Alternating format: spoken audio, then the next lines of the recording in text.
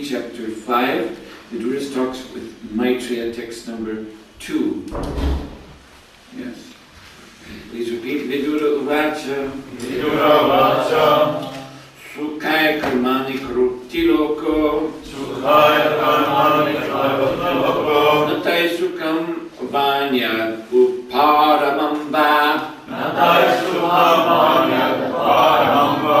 Vindeta bhuyas tata eva dukam. Vindeta bhuyas tata eva dukam. Yad atra yuktam bhagavan avadinnaha. Yad atra yuktam bhagavan avadinnaha. Vidura uvacha. Vidura uvacha. Sukhaya karmani karoti loko. Sukhaya karmani karoti loko. Natai sukham vanya uparamamba. Natai sukham vanya uparamamba. Vindeta bhuyas tata eva dukam. Vindeta bhuyas tata eva dukam. Yad atra yuktam bhagavan vadinnaha. Yad atra yuktam bhagavan vadinnaha. Vidura uvacha. Vidura uvacha. Sukhaya karmani karoti loko. Sukhaya karmani karoti loko. Natai sukham vanyat uparamamba. Natai sukham vanyat uparamamba. Vindeta bhuyas tata eva dukkam. Vindeta bhuyas tata eva dukam. Yat atra yuktam bhagavan vadinnaha. Yad atra yuktam bhagavan vadinnaha. Vidura uvacha. Vidura uvacha. Vidura said, Vidura said, Sukhaya, Sukhaya, pertaining happiness. pertaining happiness. Karmani, Karmani, fruit of activities. fruit of activities. Karoti, Karoti, everyone does so. everyone does so. Lokaha, Lokaha, in this world. in this world. Na, Na, never. never. Tai, Tai, by those activities. by those activities. Sukham, Sukham, any happiness. any happiness. Va, Va, or or anyat, anyat, differently. differently. Uparamam, Uparamam, cessation. cessation. Ba, Va, either. either. Vindeta, Vindeta, achieves. achieves. Bhuya, Bhuya, on the contrary. on the contrary. Shataha, tattaha, Tata, by such activities. by such activities. Eva, Eva, certainly. certainly. Dukam, Dukam, miseries. miseries. Yat, Yat, that which.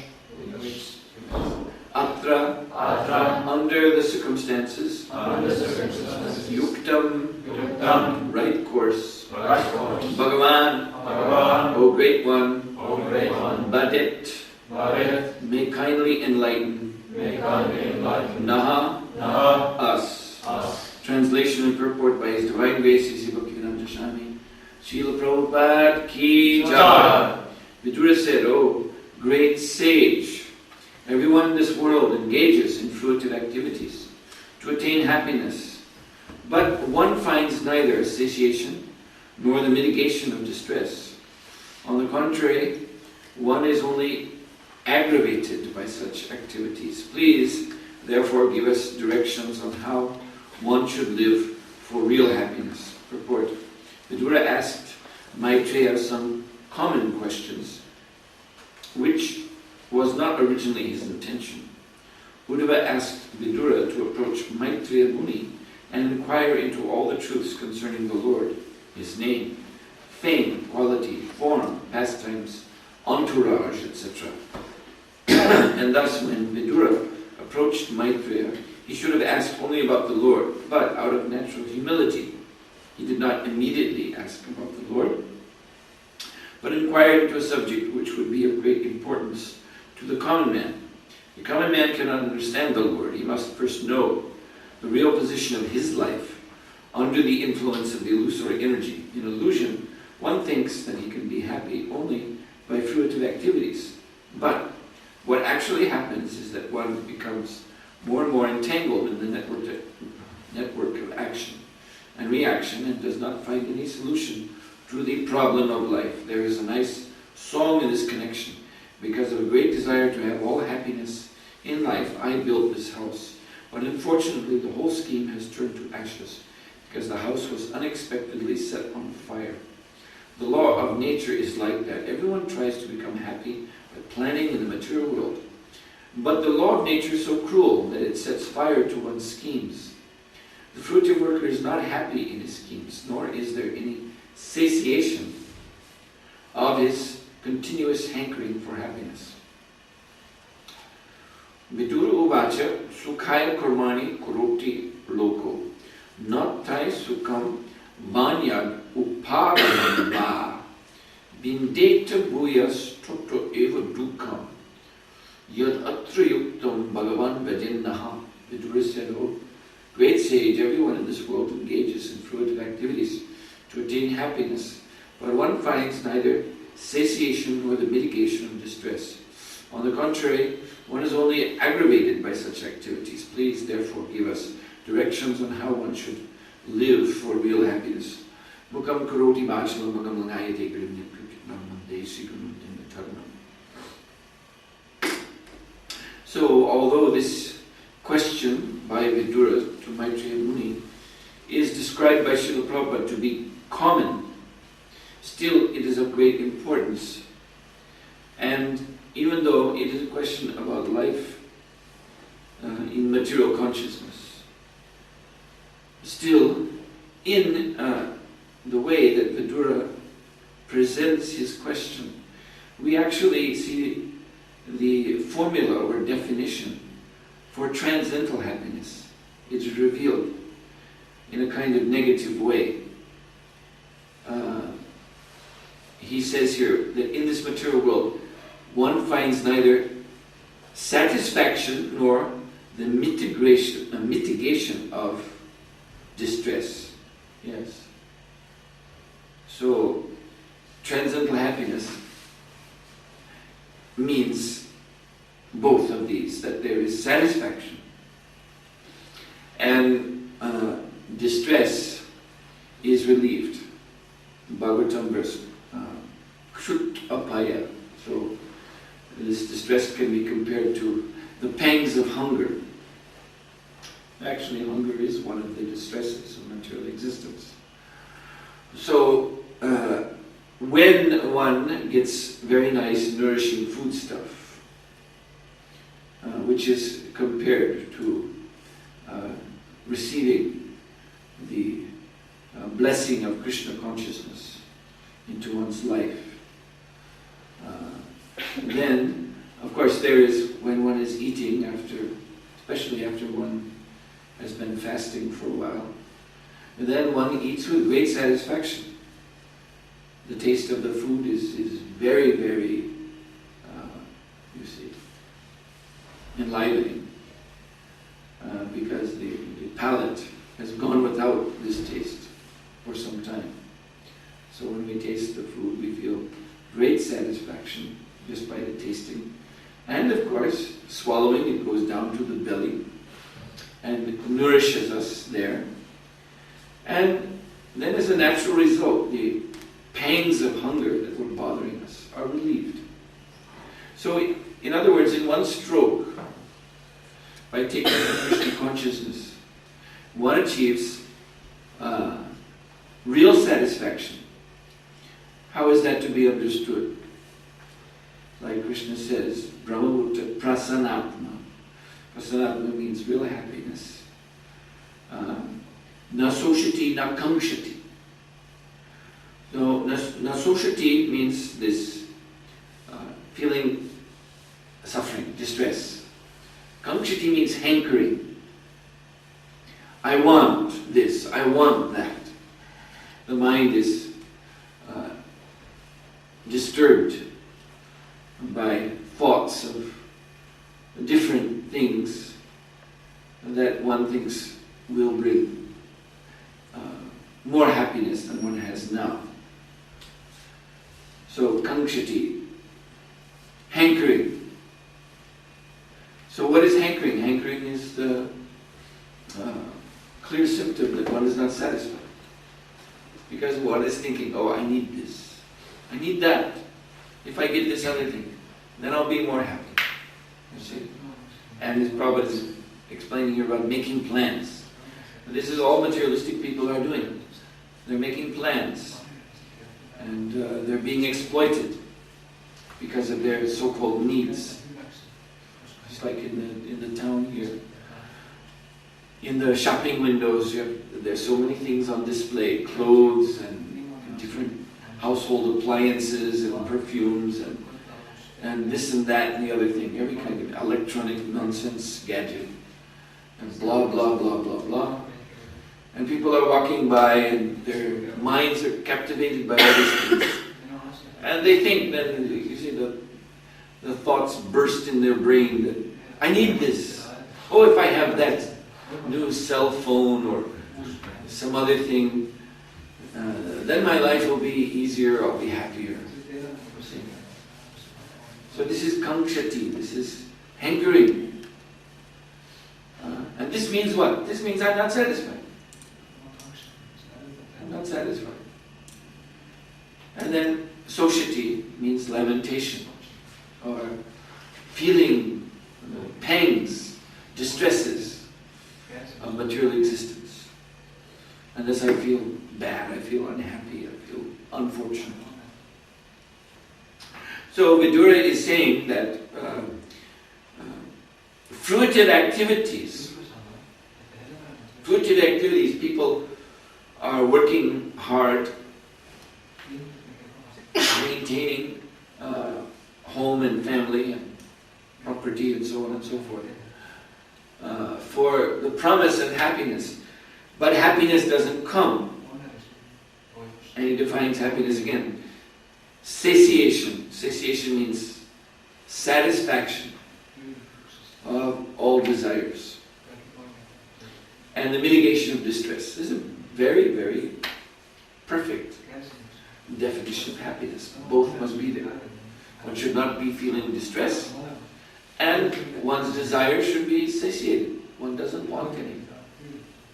So, Vidura is saying this does not come from fruitive activities, although everyone in the material world so believes and is working very hard trying to attain this happiness. But it is the example of carrot and stick. You see, one can, this is a method to make some beast of burden like an ass work enthusiastically. So one can hang over the head a pole or something fastened to the back somewhere. And then there's a carrot dangling down from the tip of this pole. So the ass smells the carrot, sees the carrot, and he wants to eat it. You see, he's wrinkling his lips, trying to, sticking out his tongue, trying to get it. It's just a few inches in front of him. And so this is pulling him forward. And then on the back side, the proprietor, the owner of the ass, who wants him to work hard, is beating him on the backside. So he's feeling pains from behind. That you should move forward, get away from these painful sensations. And also, in the front is this nice carrot. So that, yes, that's another reason to move forward, to get the nice carrot. But of course, he moves forward, he doesn't get the carrot, and the beating also doesn't stop.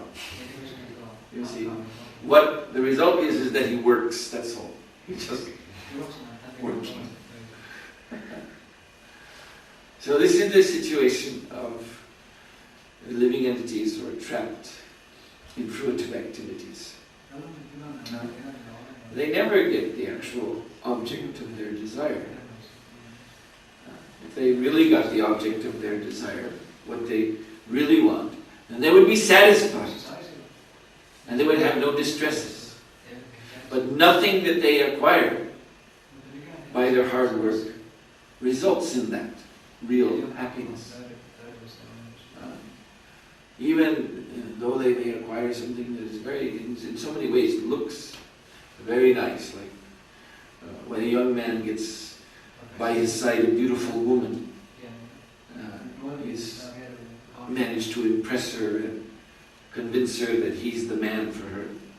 So then she declares, yes, okay, I will stay with you. And she's very beautiful, and so this is generally considered to be, in the material world, success. If one can get a very nice-looking girl, and similarly for the girls, if they can get a nice-looking man by their side, then this is supposed to be the big success in life. But how does this relieve one of any distress? How does this satisfy one's desires? It does not. You see? In fact, like this verse says, it simply aggravates one more and more and more. You see? Simply the desires increase and increase and increase, and also the distresses increase. When a man is attached to a woman, and the woman speaks sharply to him, you see, which in the beginning, of course, there's only sweet words, but once the man is captured, then the sharp words come. And these go very, very deep. When a woman is telling him, you are not taking good care of me, you are neglecting, this is cutting him so deep in the heart. This is great distress. And then because she's saying you didn't provide this or that or the other thing, then these become so many, more.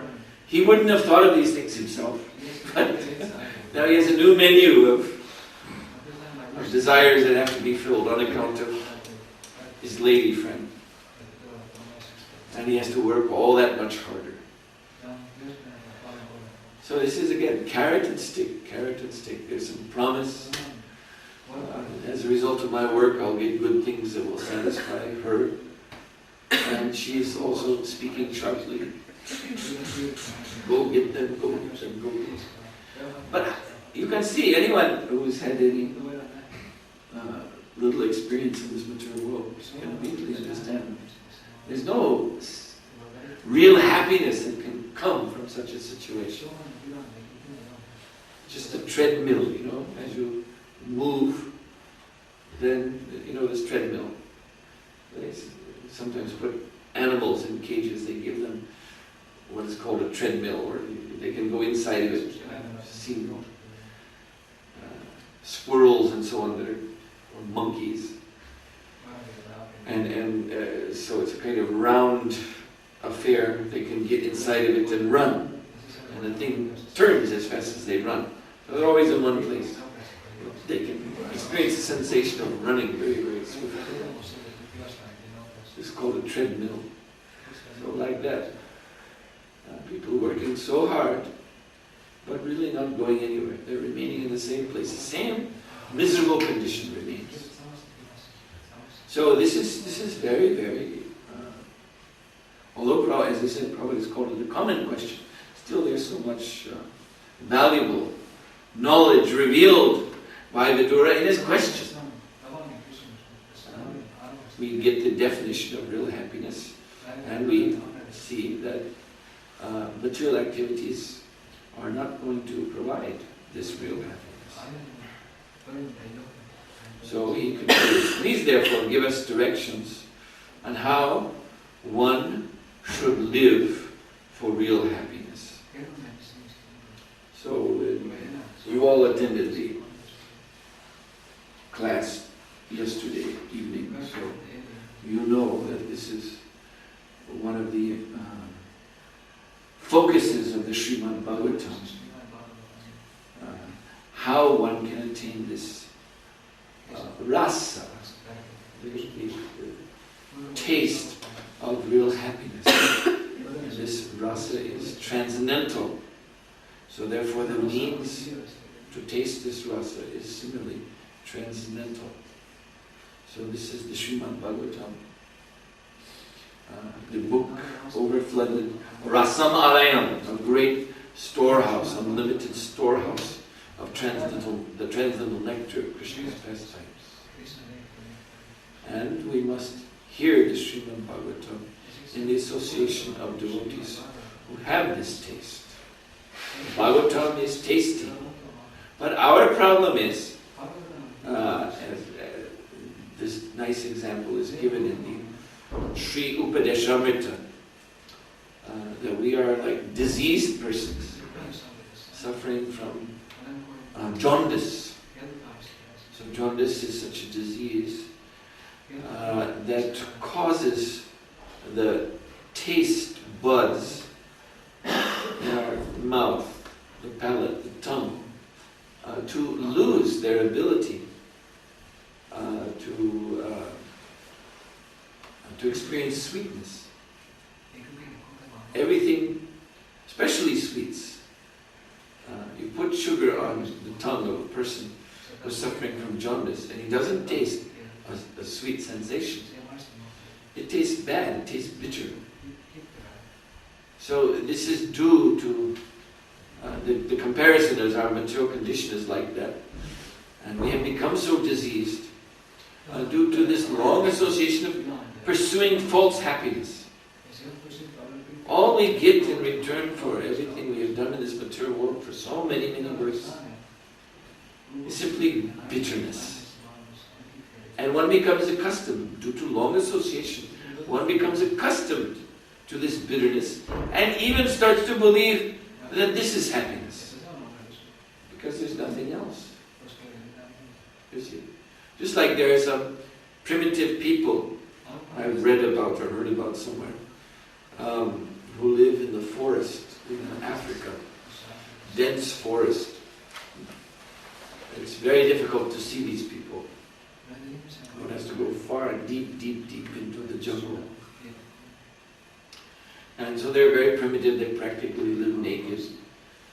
And so in their idea of culture, their conception of culture, the Sunday feast, the best Sunday feast preparation.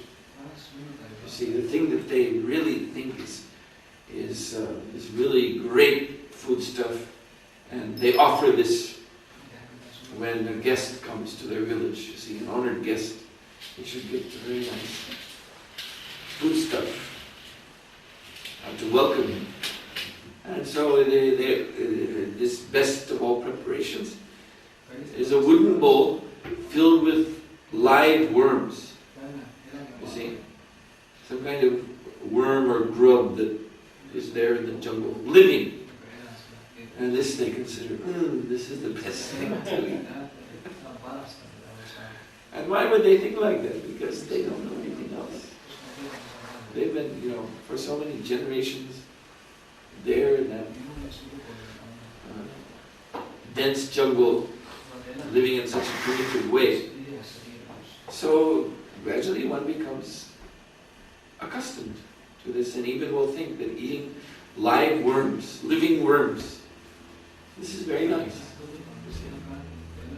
Of course it's horrible, but by practice, you can learn to accept anything.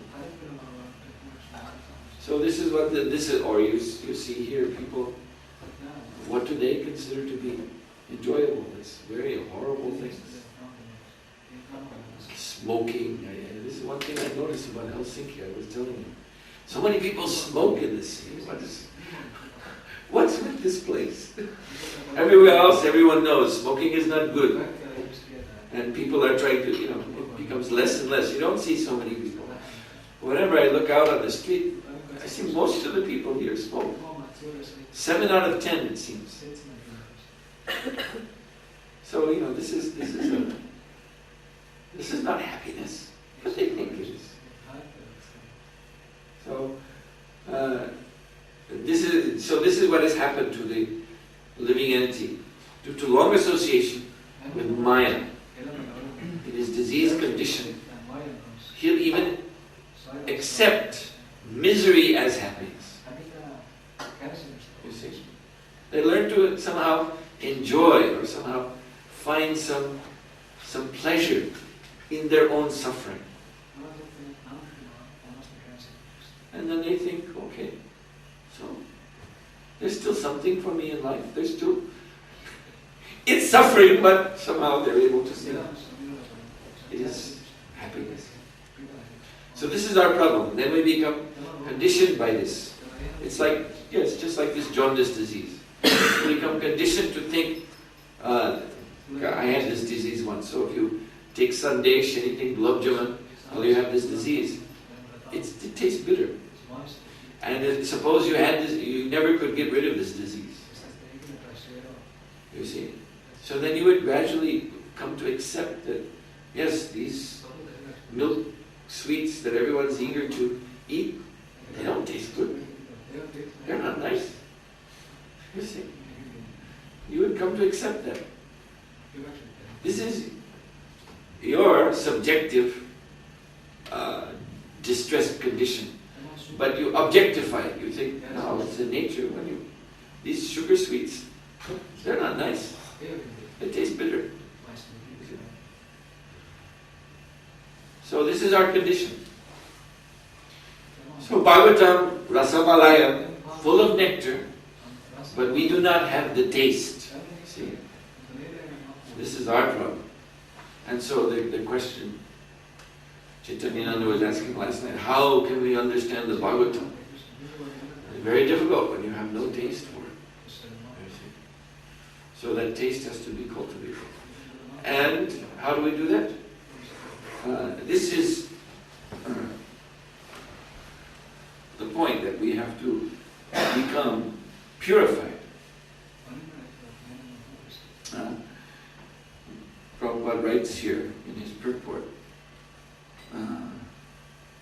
a common man cannot understand the Lord. He must first know the real position of his life under the influence of the illusory energy. In illusion, one thinks that he can be happy only by fruitive activities. But what actually happens is that one becomes more and more entangled in the network of action and reaction and does not find any solution to the problem of life. You see? So that is our present condition. So we have to become purified of that. We have to become purified of this attachment to false happiness. And then, having been purified by that, then the taste will come. But the accomplishing of the two, the purification of our attachment to false happiness and the development of the taste for real happiness, that's not two separate departments. It's not that for the one we have to do one kind of sadhana practice, and then when that's done, okay, then there's something else. You see, some whole new set of instructions what we have to do. It's all accomplished by one process, devotional service. So therefore it is stated that Bhakti Yoga is both the sadhana and the sadhya. That means it is both the practice and the goal. You see, the practice by which we become purified, and the goal. When one is liberated, when one has come back home, back to Godhead, back to Krishna, what does one do there? One serves Krishna. One engages in bhakti yoga, in the spiritual world. The difference is, of course, the appreciation. On the sadhana level, our appreciation is not developed. Therefore, sometimes we find sadhana bhakti a little troublesome. Sometimes our mind is disturbing us, trying to pull us away. You do this every day, what do you get from it? Do something different now, do some nonsense. In the liberated state, then, bhakti is rendered with the fullest delight, because the taste is there. So then, the way to get that taste is, it's the same thing. To serve Krishna in the association, under the direction of advanced devotees who have that taste. So we should hear the Srimad Bhagavatam from such devotees. And they will give us the taste for this great literature. And that's how you understand it. You understand it actually through taste. It's not a sentimental thing. It's not sentimental. Bhavukka. Bhagavatam says, those who are learned and expert. Bhavukka, they have this bhava, they have this taste. It's not a cheap, sentimental thing.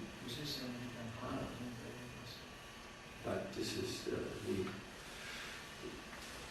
ultimate adhikar, the ultimate qualification. One can actually taste the nectar of Krishna's pastimes in this literature. Alright then, any questions?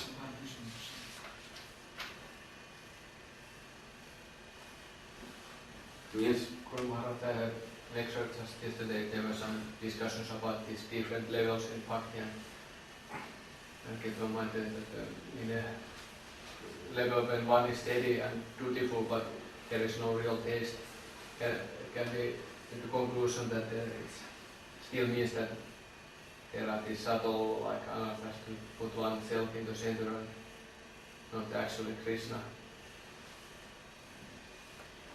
Yeah, if one is lacking taste in devotional service, the cause of that is there is some aparad, some anartha aparad is present. Must be. Anything else?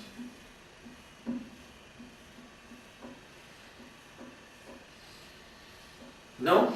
Okay. Srila Prabhupada ki jai. Srimad Bhagavatam ki jai. Maharaj ki jai.